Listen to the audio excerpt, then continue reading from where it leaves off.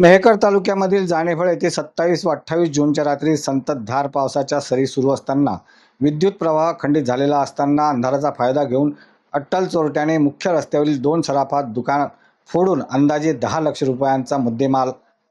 लंपास केल्याची घटना घडली आहे। घटनेच्या पूर्वी ठाणेदार अयनाथ मोरे यांनी बदली झालेली असताना त्यांना निरोप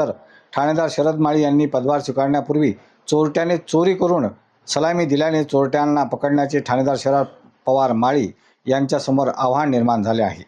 ठाणेदार शरद माळी साहेब सध्या हारतुरे घेऊन सत्कार करण्यात व्यस्त असल्यामुळे तपास चक्र थंडावले असल्याचे जाणेफळमधील व्यावसायिकांमध्ये बोलल्या जात आहे। जाणेफळ येथील दीपक अग्रोया यांचे साईराम ज्वेलर्समधून चांदी पायल 2 किलो 500 ग्रॅम, गळ्यातील चांदी गोप 800 ग्रॅम, सोनी डब्बी 7 ग्रॅम, बाळी चोळी 500 मिली,